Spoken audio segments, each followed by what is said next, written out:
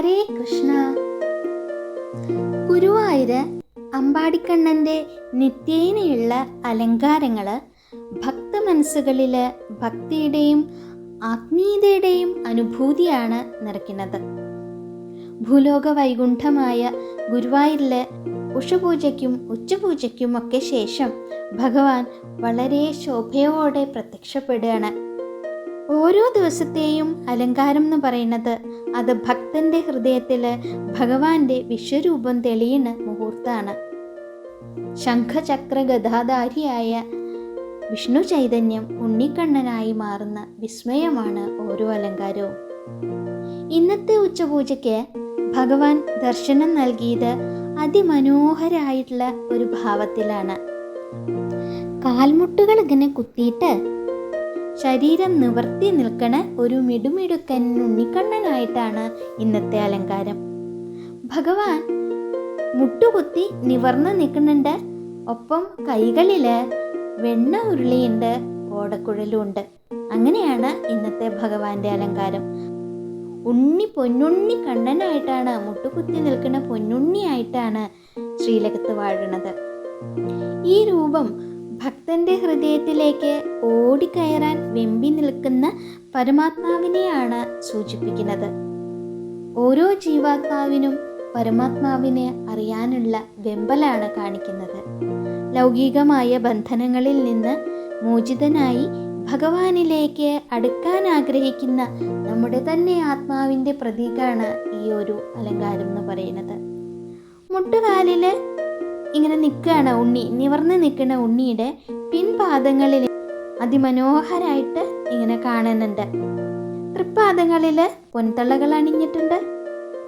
ഭഗവാന്റെ അരക്കെട്ടില് കിങ്ങിണിയും ചാർത്തിയിട്ടുണ്ട്. ഭഗവാൻ ഇന്ന് ധരിച്ചിരിക്കുന്നത് പട്ടുകൊണ്ടുള്ളൊരു കോണകാണ്. ഭഗവാന്റെ കിങ്ങിണിനാദം മനസ്സിനെ ഏകാഗ്രമാക്കാൻ സഹായിക്കുന്നതാണ്.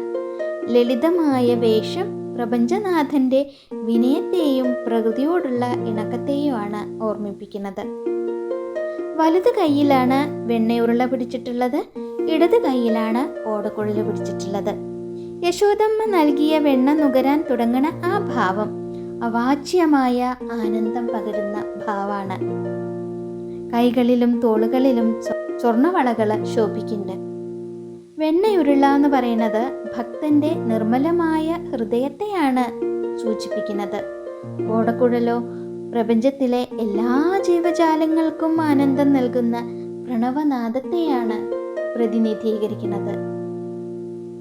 കണ്ണന്റെ അലങ്കാരങ്ങളിലേക്ക് നോക്കി നോക്കൂ.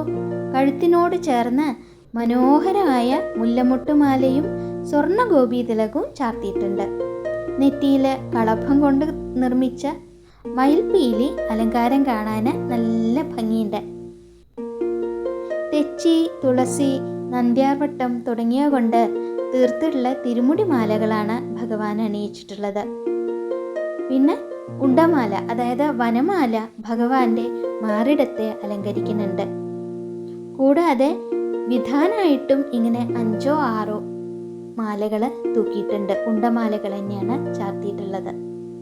കളഭവും പൂക്കളും ഭക്തിയുടെയും ശുദ്ധിയുടെയും പരിമളം പരത്തുകയാണ് ശ്രീലകത്ത്. മയിൽപ്പീലി പ്രകൃതിയുടെ സമ്പൂർണതയും വൈവിധ്യത്തെയുമാണ് നമുക്ക് കാണിച്ചു തരുന്നത്. ശ്രീലകത്ത് പുഞ്ചിരി തൂകി നിൽക്കുന്ന ഈ ഉണ്ണിക്കണ്ണനെ ദർശിക്കുമ്പോൾ ഭക്തന്റെ സകല ദുഃഖങ്ങളും ഇല്ലാണ്ടാവാണ്. സച്ചിദാനന്ദരൂപിയായ ഗുരുവായൂരപ്പൻ തൻ്റെ തൃപ്പാദങ്ങളിൽ ശരണം പ്രാപിക്കുന്ന ഒരു ഭക്തനെയും കൈവിടില്ല എന്നുള്ള ഉറപ്പാണ് ഈ അലങ്കാരത്തിലൂടെ നമുക്ക് നൽകുന്നത്. ഭഗവാന്റെ ആ തൃപ്പാദങ്ങളിൽ എന്നും നമ്മളോടൊപ്പം ഉള്ള ആ തൃപ്പാദങ്ങളിൽ സർവവും സമർപ്പിച്ചുകൊണ്ട് ആ പരമാത്മാവിലേക്ക് നമ്മളെ അടുപ്പിച്ചുകൊണ്ട് ഉറക്കെ നമുക്ക് നാമം ജപിക്കാം. നാരായണ നാരായണ നാരായണ, കൃഷ്ണ ഗുരുവായൂരപ്പ.